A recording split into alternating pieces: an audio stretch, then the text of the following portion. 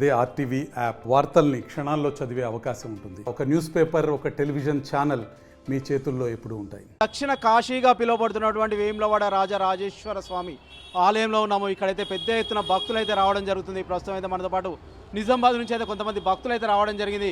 వీరైతే ఇక్కడైతే ఒక శివలింగాన్ని అయితే చేస్తున్నారు మట్టితో. అసలు ఏంటి ఇప్పుడు శివలింగం ఏంటి, దీని ప్రత్యేకత ఏంటి అనేది తెలియజేయడానికి మనతో పాటు కొంతమంది భక్తులు ఉన్నారు. ఒకసారి వారితో మాట్లాడదాం. అమ్మ చెప్పండి, ఏంటి ఏం చేస్తున్నారు మీరు ఇక్కడ? శివలింగం చేస్తున్నా సార్. ఓకే, అంటే ఎందుకమ్మా, ఏంటి ఇది, అంటే ఎందుకోసం ఇది? అంటే ప్రతి సంవత్సరం జాగారానికి ఇక్కడికి వచ్చి శివుణ్ణి ఇక్కడ మేము నిలుపుకొని నైవేద్యాలు పెట్టి రాత్రంతా జాగారాలు చేస్తాం, అందుకనే వచ్చినాం. ఓకే, అంటే ఎట్లా చేస్తారమ్మా, అంటే దీనిలో ఏమేమి వాడతారు?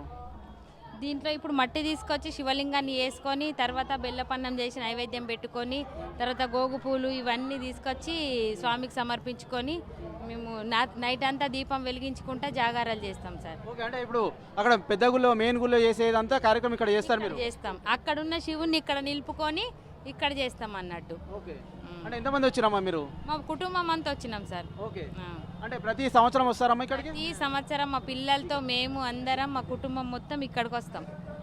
ఓకే, అంటే ఇంకా ఏమేమి చేస్తారు? అంటే ఇప్పుడు శివలింగాన్ని అయితే చేస్తారు మట్టితోనే, ఇంకా ఏమేమి చేస్తారు? అంటే నైవేద్యం ఏమేమి చేస్తారు?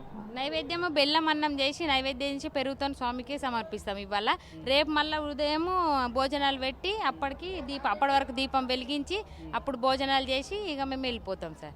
ఓకే, అంటే ప్రస్తుతం అయితే మీరైతే ఇక్కడైతే శివలింగాన్ని అయితే చేశారు కదా, అంటే దీపం పెట్టి ఇక రాత్రి అంతా కావాలంటారా దానికి? అవును సార్, ఉంటాం. నైట్ అంతా జాగారం పడుకోకుండా ఉండి స్వామికి దీపం మారకుండా చూసి రేపు ప్రొద్దున అన్ని ఆపిస్తాం అన్నట్టు. ఓకే, అంటే మీకు ఎవరు నేర్పించారు ఇటువంటి ఈ ఆచారాలు ఎక్కడి నుంచి? అత్తమ్మ నేర్పించింది. ఓకే అమ్మ, ఏంటిది, అంటే ఏంటి స్పెషల్ ఏంటిది? ఇది ఎప్పుడు వస్తాం సార్ వీడికి.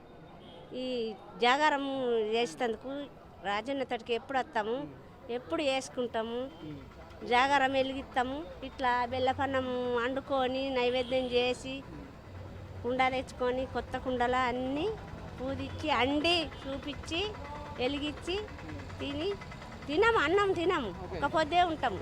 ఒక పొద్దు రేపు పొద్దుగల ఇస్తాం. ఇక ఈ అయ్యకు మొక్కి పోతాం, అందరం మంచిగా ఉండాలని. ఎంతమంది వచ్చినామా మీరు నిజామాబాద్ నుంచి? ఎంతమంది వస్తారు?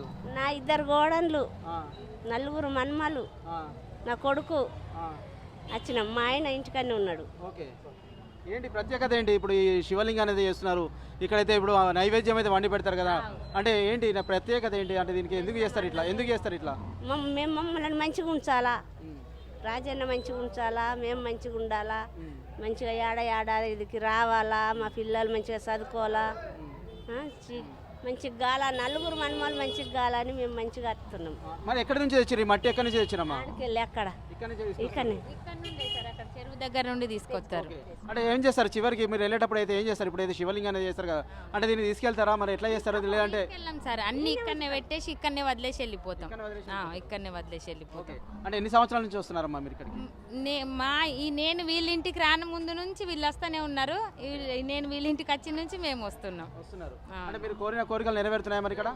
తప్పకుండా నెరవేరుతాయి కాబట్టి ప్రతి సంవత్సరం వచ్చి మేము ఎక్కడున్నా కానీ ఆ స్వామిని ఇక్కడనే నిలుపుకొని ఇక్కడ అన్ని పూజలు చేసుకొని వెళ్తాం. ఏమేమి పెడతారు మరి స్వామికి ఇక్కడ? ఇవేంటి సార్, ఇవన్నీ గోగు పూలు, పత్రాకులు, టెంకాయలు ఇవన్నీ పెట్టేసి స్వామికి త్రిశూలం ఇవన్నీ పెట్టేసుకుంటాం.